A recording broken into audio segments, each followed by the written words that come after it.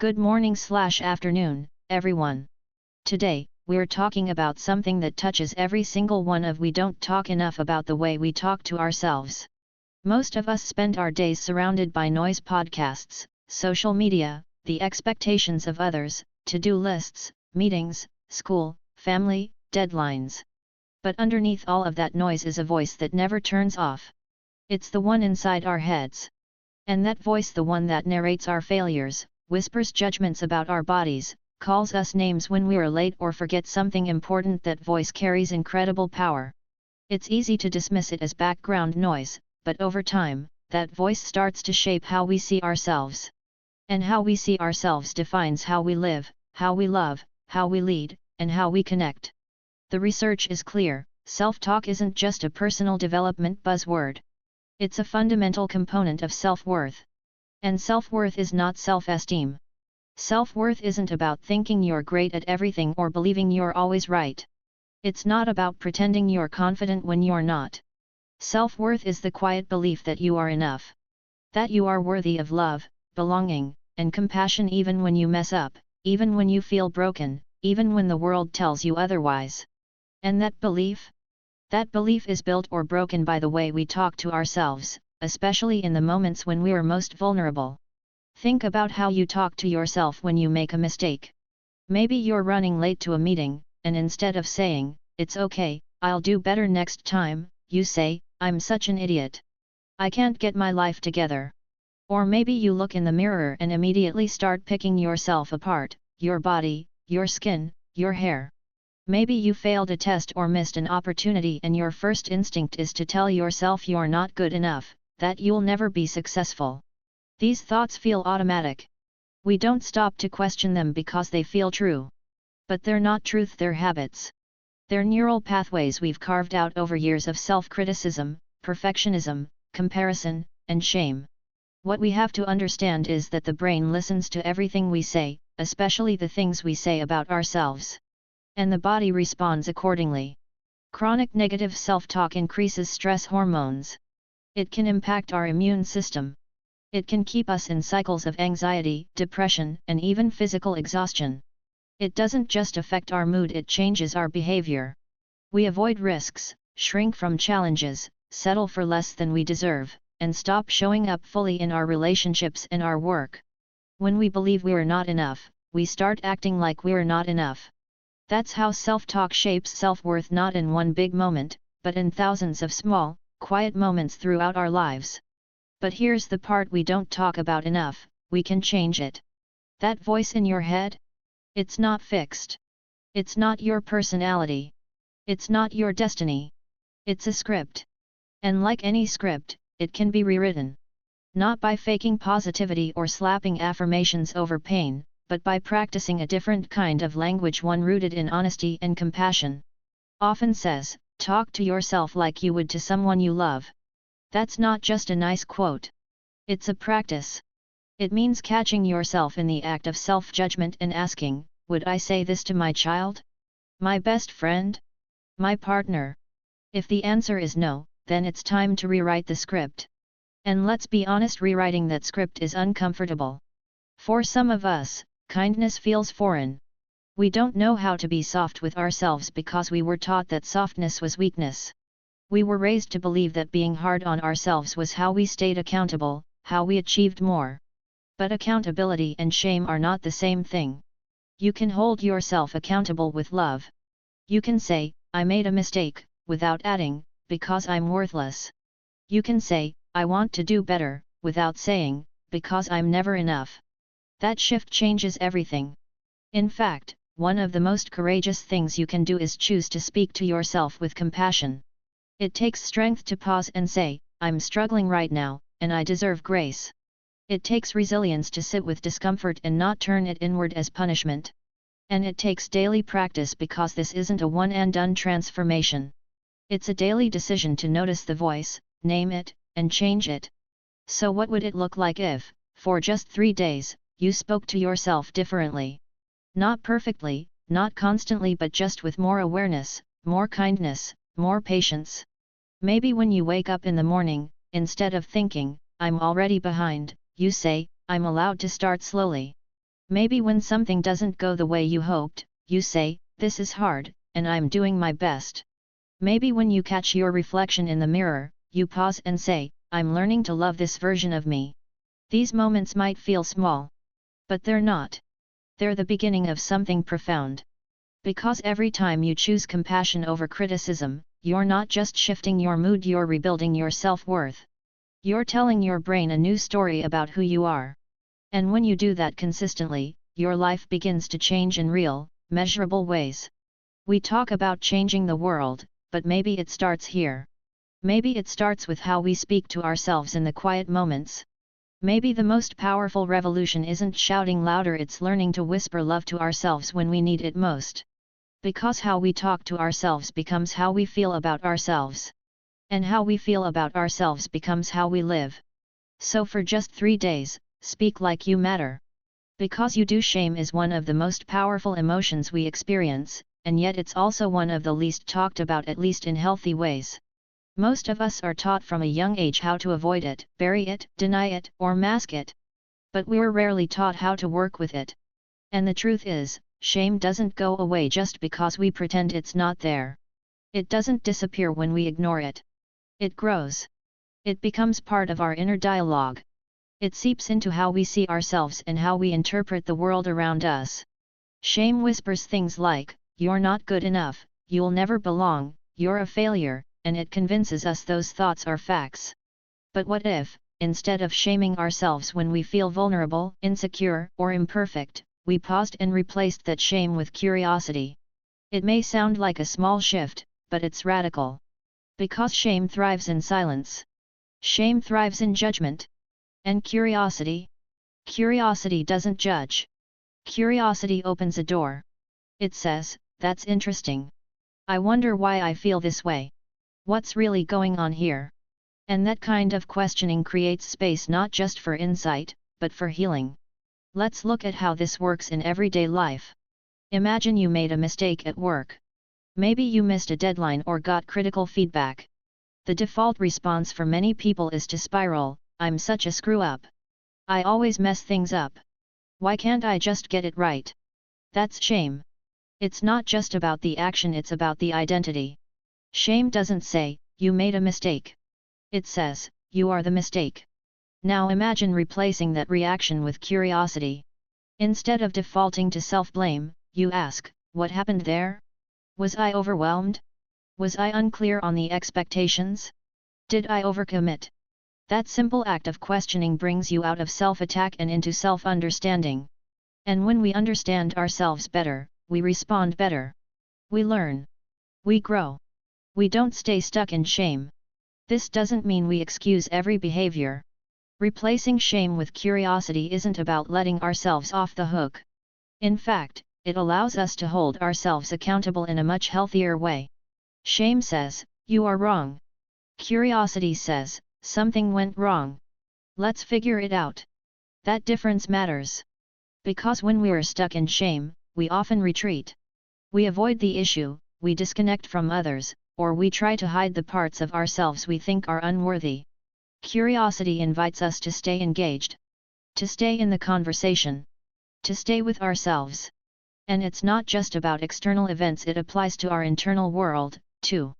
Think about the last time you felt insecure, jealous, anxious, or angry. Did you meet that emotion with judgment or with interest? Most of us are quick to dismiss these emotions as negative or weak. We say, "I shouldn't feel this way," or "What's wrong with me?" That's shame. But what if we said, "I'm feeling something uncomfortable right now. What's this emotion trying to tell me?" That question invites reflection, not rejection. And reflection is how we get closer to our truth. Research shows that shame cannot survive empathy. And curiosity is a form of empathy turned inward. It's the willingness to explore our thoughts and feelings without blame or avoidance. It's the decision to meet ourselves where we are, not where we think we're supposed to be. And that takes courage. It takes real, grounded, vulnerable courage to look at your mess, not to criticize it, but to understand it. That's how we move from shame to growth. Another powerful thing about curiosity is that it connects us. Shame tells us we're alone in our struggle. It says, everyone else has it figured out, you're the only one who's a mess. But curiosity reminds us that everyone has something they're working through. When we're curious about our experiences, we start to see patterns. We start to recognize common humanity. We start to say, oh, this isn't just me. Other people feel this too. That's where empathy begins. And empathy is what allows us to create authentic connections not just with others, but with ourselves. This practice also changes how we respond to others. When someone you care about makes a mistake or reacts in a way you don't understand, shame wants to rush to judgment. But curiosity says, what's going on beneath the surface? Instead of asking, what's wrong with them, we ask, what might be happening for them? That shift creates space for compassion. It fosters communication. It makes relationships safer and more resilient. So what would it look like if, for 3 days, every time you caught yourself in a shame spiral, you paused and chose curiosity instead? What if, when your inner critic got loud, you slowed down and asked, where is this coming from? What am I afraid of? What do I need right now? These questions are small acts of self-respect. They stop shame in its tracks. And over time, they create a new pattern, one where you don't have to be perfect to be worthy of kindness. Because here's the truth, you are not your mistakes. You are not your fears. You are not your worst days. You are a full, complex, evolving human being. And you deserve to understand yourself, not judge yourself. You deserve to be curious about your own story, because it's worth exploring. And when you commit to that exploration, you start to build something stronger than self-esteem. You build self-trust. You learn that no matter what happens, you'll show up for yourself not with shame, but with honesty, grace, and curiosity. That's how healing begins. Not with punishment, but with presence. Not with blame, but with wonder. And not with shame, but with a brave, open-hearted decision to ask, what's really going on inside me right now? That question changes everything. Most of us know how to show up for the people we love. We know how to comfort a friend who's grieving, how to encourage someone who's scared, how to forgive someone we care about when they make a mistake. We say things like, you're only human, you're doing your best, it's okay to fall apart. We offer empathy. We show up with softness. We lean in. But when we're the ones hurting, struggling, or making a mistake, we often speak to ourselves with a voice we would never use on someone we love. We criticize, belittle, and tear ourselves down. We tell ourselves we're not enough, that we should be further along, that we're too much or not good enough. And we say these things so often and so automatically that we stop noticing how harmful they are. But the truth is, the way we speak to ourselves is one of the most important factors in how we build or erode our self-worth. Speak to yourself like someone you love isn't just a feel-good phrase. It's a life-changing invitation. It's a call to treat yourself with the same compassion, respect, and dignity that you so willingly offer to others. It means recognizing that your internal dialogue has power, and that power can either lift you up or wear you down. Many of us were raised with the belief that being hard on ourselves is necessary. That it's how we stay motivated or avoid becoming lazy or entitled. But research and experience tell us the opposite. Self-criticism doesn't drive growth. It creates fear, shame, and paralysis. What truly moves us forward is self-compassion. And self-compassion begins with language. Think of the last time you failed at something or fell short of your own expectations. Maybe it was at work, in a relationship, or in your parenting. Now think of what you said to yourself in that moment. Was it supportive or shaming? Did your inner voice say, I'm proud of you for trying, or did it say, you're such a failure? Most of us go straight to the second response. We don't even pause to question it. But what if you spoke to yourself like you would to your best friend? What if you said, this is hard, but you're not alone. You're doing your best, and that's enough right now? That simple shift isn't just about being nicer to yourself, it's about acknowledging your humanity. When we speak to ourselves with love, we're not denying our flaws or avoiding accountability. We're just choosing to hold ourselves with the same grace we extend to others. You can be honest about your mistakes and still be kind. You can want to improve and still be gentle with yourself. In fact, the more we treat ourselves with love, the more we create a safe internal environment, one where growth is possible. Because no one thrives under constant attack. We grow in safety, not shame. This practice doesn't come naturally to many of us. It can feel foreign or even uncomfortable to say kind things to ourselves.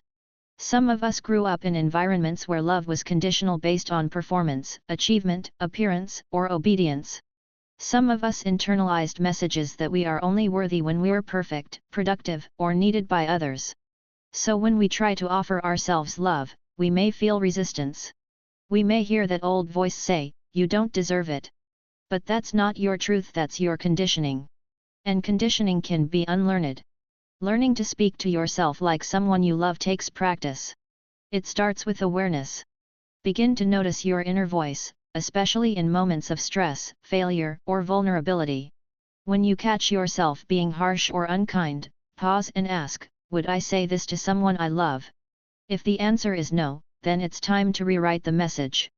That doesn't mean lying to yourself or ignoring the facts. It means telling yourself the truth with tenderness. Instead of "I'm so stupid," you might say, "I made a mistake, and I'm learning." Instead of "I'm disgusting," you could say, "My body deserves care and kindness." Instead of "I'll never be good enough," you might say, "I am enough, even as I grow." And here's the thing, speaking to yourself like someone you love isn't about waiting until you feel lovable. It's about choosing to offer love even when you don't feel like you deserve it. Especially when you don't feel like you deserve it. Because love isn't a reward for good behavior, it's a basic human need. You don't have to earn it from others, and you certainly don't have to earn it from yourself. The more you practice this, the more natural it becomes. Your inner voice starts to soften. You begin to trust yourself more. You feel less like an enemy to yourself and more like an ally. And that changes everything. It changes how you move through the world. It changes how you handle conflict, how you pursue goals, how you set boundaries, and how you navigate failure. It even changes how you love others, because when we are kinder to ourselves, we are less reactive, less defensive, and more emotionally generous with the people around us. This isn't about perfection. You will still have moments when your inner critic shows up. You will still have days when you fall into old patterns. That's okay. Speaking to yourself like someone you love is a practice, not a destination. It's something you choose again and again, even when it feels awkward. Even when it's hard.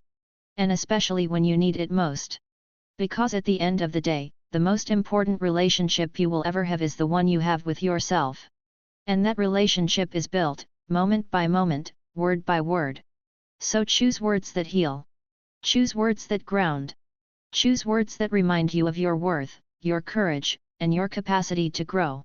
Speak to yourself like someone you love, not because it's trendy, but because it's transformational. Thank you all, my friends. If you liked this, please support the channel, and as always, thanks for watching.